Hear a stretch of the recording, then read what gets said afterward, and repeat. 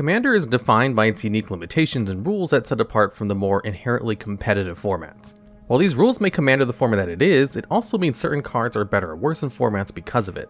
In particular, there are many cards that have seen great success in other competitive formats that are pretty bad when using Commander. While this is a topic that's been discussed on the channel previously, there are enough notable cards great in other formats that are bad in Commander that it warrants a revisit. And starting off at number 10, we have Show and Tell. This sorcery costs 2 generic and 1 blue mana and allows each player to put an artifact, creature, enchantment, or land card from their hand onto the battlefield. Show and Tell allows you to cheat on the mana cost for game-ending threats at the cost of giving your opponent the chance to do the same. This has made the card a mainstay of the Legacy format where bombs like Grizzlebrand are deployed as early as the first turn with consistent free counter magic to protect Show and Tell. Most decks in Legacy run spells at the lowest mana values possible, meaning that while the Show and Tell player will cheat on mana cost, their opponent may receive little to no value in comparison. This logic tracks far less in the Commander format where decks are built with much wider mana curves. Commander games go much longer than games of Legacy, with many decks running powerful high mana permanents since they'll have the time to slowly build up the mana to finally cast them.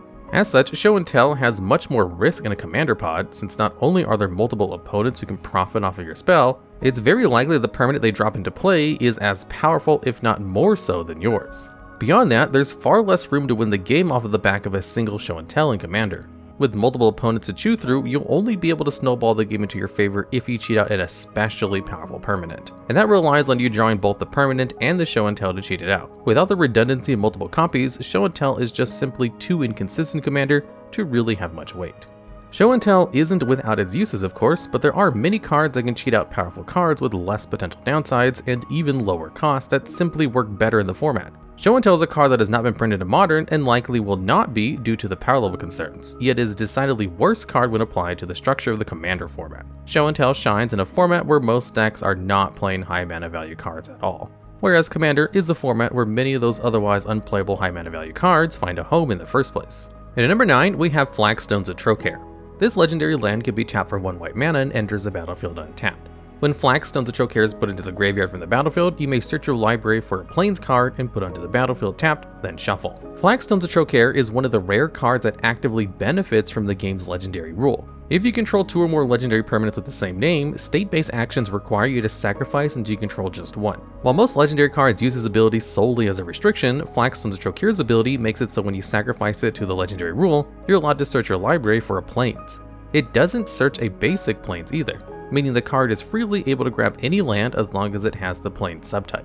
Beyond color fixing, there are a few utility options it provides, such as searching up Mistveiled Plains.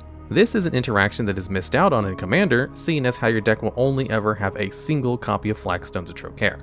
While a card like Thespian Stage could copy Flagstones, in practice this is inefficient and loses out on the incidental value offered from Flagstones. This doesn't make Flagstones outright unplayable in Commander, as it synergizes with cards that require you to sacrifice or destroy lands of your own. While these corner case combos and interactions give the card some function in Commander, the card loses out on a core part of its playability in formats like Legacy. Considering how the legendary rule is almost always a downside, the ability to turn it into a favor is a large part of Flagstones of Trokair's identity as a card. As such, the card has very little identity in Commander, especially when relegated to arguably the least popular color in the format. Unless actively building around land synergies, there's little reason to run Flagstones of Trokair in a Commander deck. And land decks only have so many slots for utility lands, especially land decks that use 3 or more colors. Flagstones only provides white, and while it can search for dual lands for color fixing, the setup required generally makes doing so much worse than simply cracking a fetch land. And at number 8, we have Chalice of the Void. This artifact costs XX generic mana, which means you can spend any amount of mana on it, as long as the mana values for X match. So if X is 1, you pay 2 mana total. If X mana's value is 2, you pay 4 mana total, and so on and so on. Chalice of the Void enters the battlefield with X charge counters on it, and whenever a player casts a spell with a mana value equal to the number of charge counters on Chalice of the Void, counter that spell. While Chalice of the Void isn't efficient for countering spells with mid-range or high mana value effects, it is extremely efficient at countering low mana value spells. In most every format it's legal in, Chalice of the Void often preys upon 1 mana value spells in particular. Decks are built to be able to do something impactful as early as possible, meaning most decks run several spells that cost a single mana. Black decks rely on hand disruptions such as Thoughtseize, blue has various cantrips, and practically every color has access to some form of removal for the cost of just 1 mana. Chalice of the Void completely shuts out all of these very common staples of the format, meaning it's rare that a Chalice with 1 charge counter won't limit the opponent in some way. And given the nature of Chalice of the Void's mana cost, in a matchup where it would be relevant, you could play Chalice of the Void for no mana at all, and have Chalice of the Void counter every single 0 mana value spell your opponent might cast. This interaction in specific has led to the card's restriction in Vintage, since the format relies heavily on 0 mana artifacts and other low cost spells. All of Chalice of the Void's strengths are dampened in Commander, however, where the game is much less reliant on low mana value spells. Obviously, many Commander decks are built to have low mana value spells, especially in more competitive playgroups. But even then, those decks tend to have more varied mana curves than your typical constructed 60-card decks. As such, Chalice of the Void loses out on the built-in consistency that makes it so powerful in other formats. A 1 charge counter Chalice will probably counter a few spells over the course of the game, but will likely not limit your opponent too much given any given game. And it's not really worth playing a Chalice with more charge counters, since there's really no guarantee what mana values will be most prevalent. Even dedicated artifact prison decks in the format tend to skip out on Chalice of the Void, given there are various effects that impact Commander games far more. And at number 7, we have Narcomoeba. This illusion costs 1 generic and 1 blue mana and has 1 power and toughness. It has the keyword flying, which makes it unblockable except by creatures with flying or reach. And when Narcomoeba is put into your graveyard from your library, you may put it onto the battlefield. While a 2 mana, 1 power flyer is nothing to write home about in any format, its interactions with being sent to the graveyard from the library have given it a home in various formats. There are decks like to mill as many cards as quickly as possible to trigger various powerful graveyard effects and swarm the board with creatures that recur themselves in the graveyard. Not only does Narcomoeba simply bring itself back when it's milled, it doing so also will trigger the conditions to bring out a card like Prize Amalgam onto the field as well. Commander is no stranger to decks built around self-milling and utilizing the graveyard, so while the strategies that Narcomoeba plays into certainly exist in the format, the card itself doesn't quite fit the needs of the format. One of the strengths of Narcomoeba in a 60-card format is the ability to mill multiple copies through the course of the game. If a Prize Amalgam winds up in the graveyard after you've already gotten out one of the Narcomoebas, then there are still 3 more Narcomoebas in the deck to mill and trigger that Amalgam. In Commander, you only have that single copy of Narcomoeba, which is borderline useless if you draw it. Creatures in Commander are generally bigger as board states expand over the course of the game, and with 3 opponents, you're often going to be facing more combat than you would in a typical 1-on-1 game. The chip damage from a single Narcomoeba inherently has less value in a format where each opponent starts with 40 life. But even beyond Narcomoeba's low power level as an individual card, graveyard decks in Commander tend not to focus as much on the sort of aggressive creature swarming Narcomoeba supports. Commander decks that aim to self-mill tend to use the graveyard as a second hand essentially, and grind through the long game with extra resources. And graveyard decks less focused on grind game tend to take the combo approach, where they mill their entire graveyard in 1 turn and attempt to win the game on the spot. Narcomoeba is the backbone of recursive graveyard decks in Modern, Legacy, and even Vintage format. But Commander's graveyard decks tend to aim bigger as the board wipe heavy format does not favor all-in aggro decks like Narcomoeba demands. And at number 6, we have Remand. This instant costs 1 generic and 1 blue mana and counters target spell. If the spell is countered this way, you put it into your owner's hand instead of their graveyard. Then you draw a card.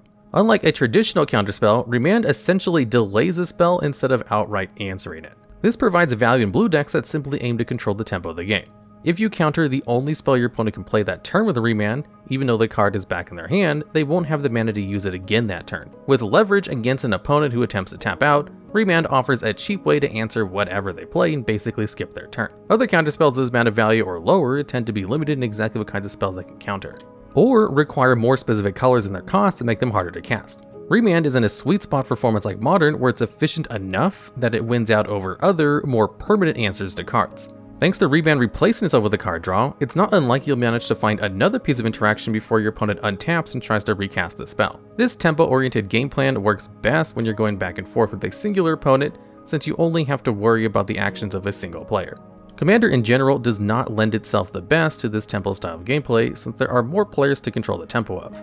In particular, a player has to consider not just if the spell is worth countering, but if an opponent whose turn is next might have an even more dangerous card in hand. As such, counterspells in Commander need to be effective and efficient, allowing control players to hold up interactions for multiple players before untapping. Remand's mana value isn't too unreasonable for the format, but the slower nature of the format simply means your opponent will have far more likely a chance to use the spell you remand within a turn or two. A singles turn where the tempo isn't as valuable in Commander as it is in a match of Modern. In one-on-one games, you can snowball the advantage from a powerful Remand into taking control the entire game with good draws, whereas in Commander, Remand mostly serves as a delay and not much more. And at number 5, we have Dismember. This instant costs 1 generic and 2 Phyrexian black mana, which can be paid for with either black mana or 2 life. This means that technically Dismember can just cost 1 generic mana as well as 4 life. Dismember gives target creature -5 power and toughness until end of turn. It's notable that if this would reduce a creature's target toughness to 0 or less, the creature dies. This is a full removal that gets around permanents that cannot be destroyed since the creature is not technically destroyed. The downside, of course, is that if a creature has 6 or more toughness, Dismember actually cannot kill it, meaning that it is not completely a universal removal spell. In most formats, this is not a problem given the relatively smaller size and most relevant creatures. What sets Dismember apart from other conventional removal spells is its Phyrexian mana cost, which allows decks that don't even use black mana to cast it. Some colors, such as blue, generally do not get access to hard creature removal, and Dismember offers those decks a technically generic option. The cost of 4 life, even in a 20 life format, is fairly minimal, with some decks actively benefiting from the cost. This uniquely powerful aspect of Phyrexian mana cards is somewhat lost in Commander, which has rules for deck color identity. A deck's color identity is determined by the colors of your commander. If your commander is red and white, you are not allowed to use cards that cost other colors. This even includes hybrid mana cost. If it is a color your commander does not include, you cannot run the spell in your deck. This limits Dismember to just black decks in Commander, since even though you don't need to pay black to cast it, it does count as a black card regardless. And black has no shortage of options for removal in Commander, with some spells that even technically cost less to cast in Dismember in the proper situations. As such, Dismember sees far less play in Commander, since its main claim to fame doesn't really work in the format. Mono-green decks in Modern Legacy are free to run Dismember if they so choose, and the option has led to its seen main deck in sideboard play for years. Meanwhile, in Commander, Dismember is just one of the many options for your black removal slots, which only gets more competitive with each new removal spell being printed. And at number 4, we have Urza's Tower. This land, which has a type line identical to its name, can be tapped for 1 colorless mana. If you control an Urza's Mine and an Urza's Power Plant, add 3 colorless mana instead. While Urza's Tower is the land chosen for this list, all 3 of these lands have similar effects and can essentially be counted together. Urza's Mine and Urza's Power Plant both also tap for 1 colorless mana, but then tap for 2 colorless mana if you control the other 2 lands as well. Altogether, this means when all 3 of these lands are on the board, they tap for a total of 7 colorless mana. These Tron lands predominantly see play in the Modern format, where decks aim to get all 3 lands into the battlefield as fast as possible. Considering the deck requires specific named lands to function, these decks use cards such as Expedition Map to search out the specific cards. But a big strength of Tron decks is the inevitability. Even without searching with multiple copies of each land, it's not very difficult to get up to 7 mana on turn 3. From there, Tron decks overwhelm players with game-ending threats such as Karn Liberated that normally wouldn't come out until boards and mana bases were more developed. While this mana engine has seen play in various styles of decks throughout the years in competitive play, it has seen comparatively little focus in Commander. Even though Commander format has the same land searching cards as the other formats, only having 1 of each Tron land makes it difficult to get this synergy working. And since you are limited to just 1 of each copy, if anyone destroys your Urza Tower, not only is that land gone, but your other Tron lands now just produce 1 mana. This is a weakness even for Tron decks in Modern, but those decks at least have the ability to play replacement for the destroyed land. In Commander, your only option is to recur the land from the graveyard and hope it doesn't get exiled. And even then, you've only managed to produce 7 mana with 3 lands, which, while a great rate, probably required a great deal of luck or effort to pull off. Whereas with other 60-card Tron decks, getting to 7 mana is really just the minimum of what the deck aims to do, with the second and third copies of each Tron land played only furthering that mana advantage. Commander has access to the most powerful mana-producing lands in the game, and thus generally has little want or need for the Tron lands. And at number 3, we have Cryptic Command. This instant costs 1 generic and 3 blue mana and allows you to choose 2 of 4 modes. Your options are to counter target spell, return target permanent to owner's hand, tap all creatures your opponent control, or draw a card. Any given spell with this mana cost that just had 2 of those effects on it would likely have never seen much play. But the modular nature of Cryptic Command made it into a versatile answer for control decks. As previously mentioned with Remand, control decks in these 60-card formats rely heavily on controlling the tempo of the game. While Cryptic Command isn't even castable for the first few turns of the game, 4 mana is generally the average top end of most decks in formats like Modern, with most games going long enough for these higher cost spells to be relevant. And Cryptic Command offers the control player a great deal of tempo, usually countering whatever spell your opponent just tapped out for, as well as some extra effect. Blue decks that lack hard removal options could bounce a permanent back to the hand to counter with another spell on a follow-up turn. And if no other mode was relevant, the card draw could just help the control player maintain their card advantage.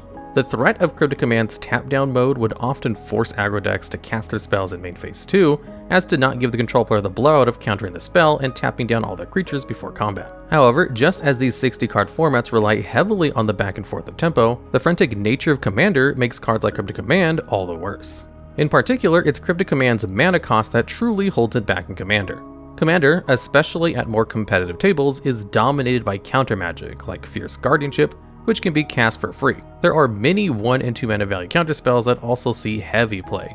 But beyond that, counter magic tends to not see much success given how mana inefficient it is. Sublime Epiphany is a similar spell to Cryptic Command, which sees far more Commander play in part because of having stronger modes, such as creating a token that's a copy of a creature you control, but also because its mana cost is less intensive. It may cost 2 more mana overall, but 2 blue mana is much easier for multicolor decks than 3 blue mana. Many decks will struggle to cast Cryptic Command, where they could simply cast a different spell with a higher impact. And at number 2, we have Crashing Footfalls. This sorcery has no mana cost and instead has a suspend 4. Rather than casting Crashing Footfalls, you pay 1 green mana and exile with 4 time counters. At the beginning of your upkeep, you remove a time counter, and when the last counter is removed, cast it without paying its mana cost. The card itself creates 2 green Rhino creature tokens with 4 power and toughness and the keyword Trample. This means any excess damage the Rhinos do in combat to a creature is dealt to its controller, limiting the effectiveness of chump blocking. Suspend is a fairly slow mechanic, and the card by itself would be somewhat underwhelming in any format, let alone Commander. However, given that the card technically has a mana value of 0 and has no restrictions preventing it from being cast, if a card effect casts the card for you, you can get the tokens without waiting for Suspend. The most effective way of doing this is with a Cascade spell. Whenever you cast a spell with Cascade, you exile cards on top of your library until you exile a non-land card that costs less than it. You may cast that spell without paying its mana cost, then put the exiled cards in the bottom of your library in any order. Since Crashing Footfalls costs 0, a Cascade spell of any mana value would work for casting it. Violent Outburst is the lowest mana value card that has the keyword inherently, and Crashing Footfall decks simply build their decks so that the only spells with a lower mana value than Violent Outburst are your copies of Crashing Footfalls. Cards like Fury provide spells that are high mana value yet usable on turn 1 and 2 to protect the deck long enough to cast a Cascade spell. In theory, you could build a Commander deck in a similar fashion, but in practice, not only would that limit you from the format's defining staples, the payoff is simply not all that practical for Commander. 8 power and toughness spread over 2 bodies is potent, but nothing to build a deck around in Commander. Those 2 tokens will be spread far too thin to find the sort of value they'd have in one-on-one games where there's only 1 player to attack. However, when it comes to threats from other formats that don't cut into Commander, Crashing Footfalls isn't necessarily the worst one can get. Finally, the number 1 card on this list is Delver of Secrets. This human wizard costs 1 blue mana and has 1 power and toughness. At the beginning of your upkeep, look at the top card of your library. You may reveal the card, and if it was an instant or sorcery, you may transform Delver of Secrets into Insectile Aberration. This human insect has 3 power, 2 toughness, and the keyword Flying. Delver of Secrets has seen success in various formats over the years, ranging from its time in Standard to still being one of the most relevant decks in Legacy. Delver is cheap to cast and comes down early, and with lucky top decks can start attacking for 3 damage in the air as early as your second turn. In a 20 life format, 3 damage attacks add up fast, and with only 1 opponent to worry about, it's easy for these Delver decks to protect their 1 threat with cheap counter magic like Daze. The real strength of these Delver decks in 60 card formats comes from the powerful draw spells and interactions in those formats. Brainstorm both sculpts your hand and sets the top of your deck to guarantee a Delver flip, and burn-based removal allows the deck to pivot between controlling the board to playing a more aggressive game with relative ease. This all falls away in the Commander format, which often relies on powerful, high mana value creatures and plenty of board wipes to answer them. Delver of Secrets is effective in a format where mana efficiency is the focus, as it's a threat designed for mana efficiency. Commander as a format is designed to last longer and provides players time to play the sorts of cards mana-efficient formats don't have the time for. As such, Delver of Secrets is outclassed by cards that will never see Legacy play specifically in the Commander format. Delver has been a meta-defining card in competitive 60-card Magic for over a decade at this point, but is somewhat antithetical to Commander as a format. Tempo has come up multiple times on this list because it's so much harder to control the tempo of a Commander game than in a one-on-one match. With 3 opponents to keep track of, your threats and answers need to be more potent even if it comes at the cost of efficiency. Delver offers efficiency at the cost of complexity, lacking the staying power needed for an average Commander pod, but being just dangerous enough that it can define competitive play for multiple formats. Alright, and that's the list. Are there any other cards you feel like were worth an inclusion, or have any other topics you'd like us to see discussed? If so, let us know down in the comments below.